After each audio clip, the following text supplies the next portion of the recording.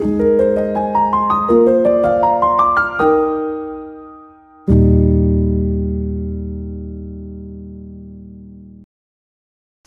Bapak Ibu, bagaimana kabar Anda hari ini?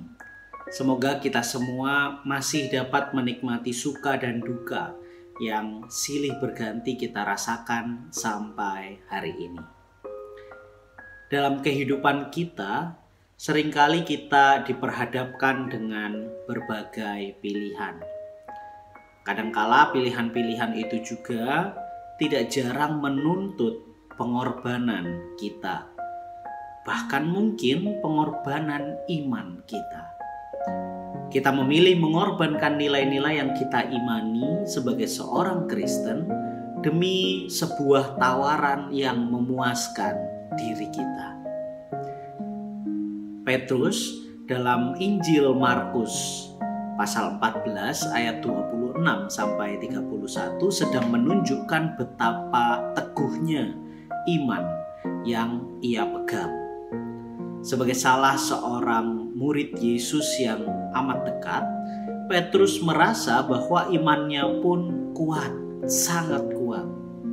Itulah kenapa Petrus dengan penuh kepercayaan diri dan kesombongannya berjanji pada Yesus bahwa imannya kepada Yesus tidak akan tergoncang.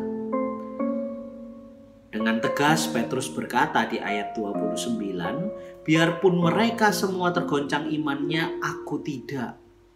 Bahkan dengan yakin Petrus juga berkata di ayat 31, sekalipun aku harus mati bersama-sama dengan engkau, aku takkan menyangkal engkau. Tapi apa yang terjadi Bapak Ibu?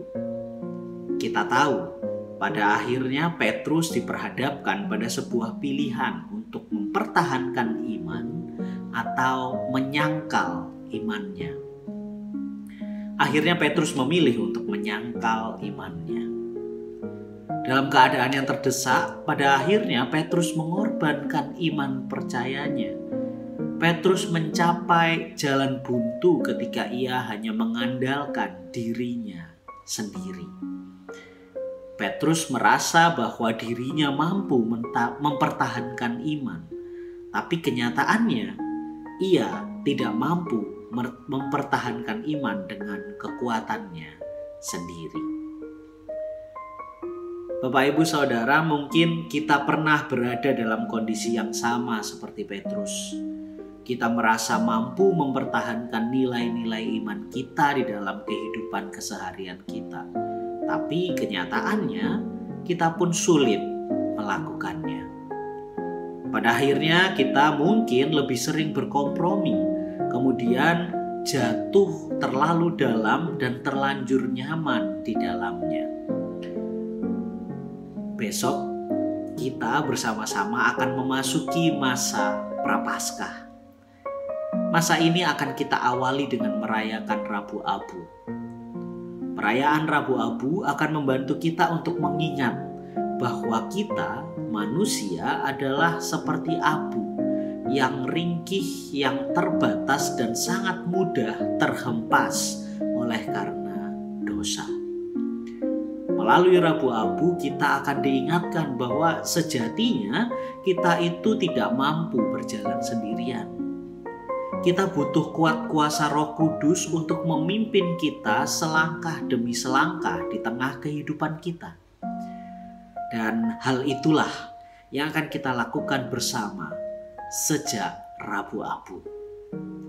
Kita bersama-sama akan dituntun oleh Roh Kudus melalui disiplin-disiplin rohani yang akan kita lakukan sepanjang masa Prapaskah.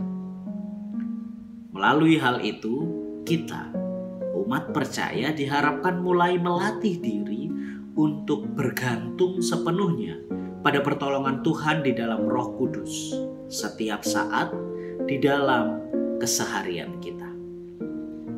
Oleh karena itu, Bapak Ibu, mari kita gunakan kesempatan ini untuk mengoreksi diri. Mengoreksi diri kita yang masih saja sombong dan merasa mampu berjalan sendiri.